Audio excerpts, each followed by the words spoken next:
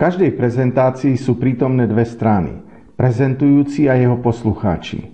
Úlohou prezentujúceho je zaujať svojich poslucháčov tak, aby nielen pasívne počúvali, ale aby tému aktívne vnímali, učili sa. Jasná úloha, avšak aká je realita? Poslucháči si väčšinou počas prezentácie listujú v podkladoch, ktoré im poskytol prezentujúci, prípadne si krátia čas vybavovaním mailov na svojich smartfónoch, alebo listujú v časopise a tak na polúcha sledujú prezentáciu, mysliac si, že to podstatné v prezentácii sa im podarí zachytiť. Pritom, ak si zadáte do Google slovné spojenie Presentation Skills, tak vám internet poskytne viac ako 16 miliónov videoukážok zameraných na prezentačné zručnosti. Preto je zarážajúce, že napriek takej pozornosti, ktorá je venovaná prezentačným zručnostiam, je celosvetový deficit dobrých, zaujímavým spôsobom vedených vystúpení na pracovných poradách, seminároch, obchodných prezentáciách či školeniach. Problém nie je v tom, že by tieto videoukážky boli nejasné alebo zavadzajúce. Veľká väčšina z nich poskytuje informácie, ktoré sú aplikovateľné priamo v praxi. Ako príklad si môžeme uviesť niektoré upozornenia z prezentácie doktorky Susan Weinschenk, ktorá sa zamerala na podstatných 5 faktorov, ktoré by mal každý prezentujúci vedieť. Prvým faktom je skutočnosť, že ľudia sa najlepšie učia v 20-minútových časových intervaloch.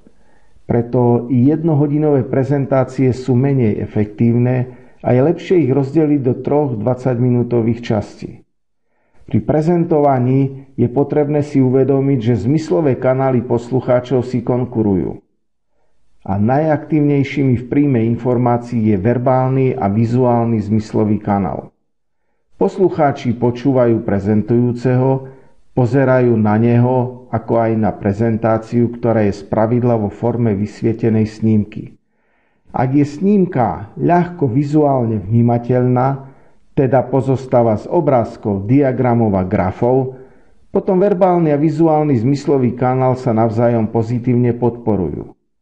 Naopak, ak je snímka ťažko čitateľná, komplikovaná, preplnená textom, vizuálny kanál je zmetený a chce si ten zmetok ujasniť, avšak nemá k tomu potrebné informácie ani čas. A to preto, lebo vizuálny kanál vždy zvíťazí nad verbálnym kanálom, čo spôsobuje, že poslucháči prestanú počúvať prezentujúceho a venujú sa čítaniu a analýze obsahu snímky, čím strácajú kontext, ktorý by mal do toho vniesť verbálny prejav prezentujúceho. Ďalším významným faktorom je uvedomenie si toho, že poslucháči vnímajú okrem slov prezentujúceho a jeho tón hlasu, jeho neverbálne gestá, jeho mimiku, ktorými sprevádza tieto slovné informácie a na základe toho povedanému pripisujú význam a dôležitosť. Teda význam povedaným informáciám poslucháči pripisujú nie na základe slov, ale je to najmä na základe neverbálnych prejavov a tónu hlasu.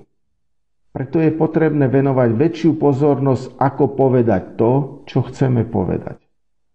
5. faktorom, ktorý Susan uvádza, je skutočnosť, že poslucháči podvedome imitujú pocity, náladu a emócie prezentujúceho. Uviesť aspoň tých 5 faktorov do vlastnej praxe prezentovania si vyžaduje tréning, a to doslova tréning pred zrkadlom. Od zrkadla dostanete okamžitú spätnú väzbu o svojej mimike, očnému kontaktu, postoju, neverbálnym prejavom a pocitoch pri tréningu prezentovania konkrétnej témy. Ale čo s natrénovanými zručnosťami, ak sa pred poslucháčov postavíte s podpornými snímkami typu snímky s textom pozostávajúcim z celých vied? Čo budete robiť? Pootočíte sa k snímke a budete vety čítať. Čo budú robiť poslucháči? Tiež začnú očami text čítať a prestanú vás počúvať. Ani snímka s textovými odrážkami doplnená obrázkom vám, ako prezentujúcemu, veľa priestoru na prácu s neverbálnymi prejavmi nevytvára. Dokonca ani rozsiahlejšia tabuľka s údajmi s ich grafickou prezentáciou, ak je neprehľadná, vám veľa šance na vedenie zaujímavej prezentácie nedáva. Ak použijete takýchto snímok viac, potom po veľmi krátkom čase dosiahnete to, že sa väčšina z poslucháčov začne nudiť. Naopak, snímka bez textu vám ako prezentujúcemu poskytuje voľnosť. Voľnosť vo verbálnom prejave, lebo nie ste obmedzení textom na snímke. Voľnosť v neverbálnych prejavoch, pretože nemusíte stať otočený k snímke a čítať text. A voľnosť v prejavení svojich emócií cez mimiku a tón hlasu, lebo opäť sa nepotrebujete sústreďovať na čítanie textu. Všetci svetovo uznávaní prezentátori počas svojich prezentácií rešpektujú minimálne už spomenutých 5 faktorov, čím sa vlastne stanú súčasťou prezentácie, ako keby splynuli s ňou. Takéto podklady pre prezentáciu vytvoríte, ak začnete vizualizovať to, čo chcete odovzdať svojmu publiku, a to za pomocí skutočne vizuálnych prvkov. A týmito prvkami vizuálnymi sú farby, geometrické tvary, obrázky, diagramy a veľkosti prvkov. Obmedzujte texty vo svojich podkladoch na prezentovanie a pre poslucháčov pripravte študijné materiály aj so svojimi poznámkami, ktoré im po prezentácii odovzdáte, ktoré sú najčastejšie prešľapy pri príprave podkladov pre prezentovanie, ktorým sa okrem iného zameriavame na našich kurzoch.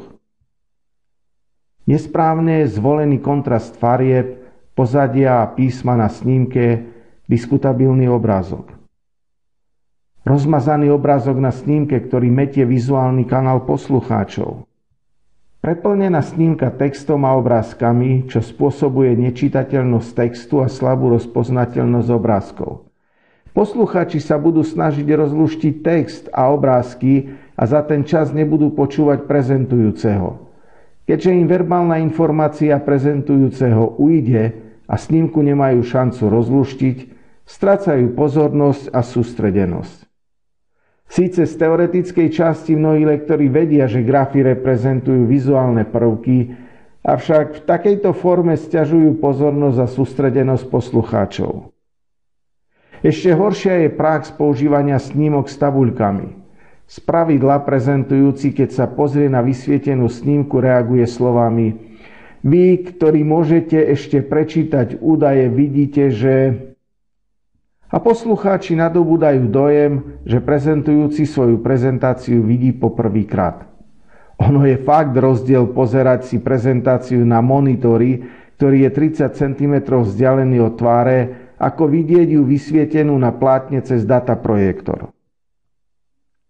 Aké miesto v pôsobivých prezentáciách majú e-mapy? Samotná e-mapa, ak je tvorená podľa zásad Tonyho Buzana, predstavuje vizuálnu pomôcku, ktorá potrebuje verbálny doprovod prezentujúceho.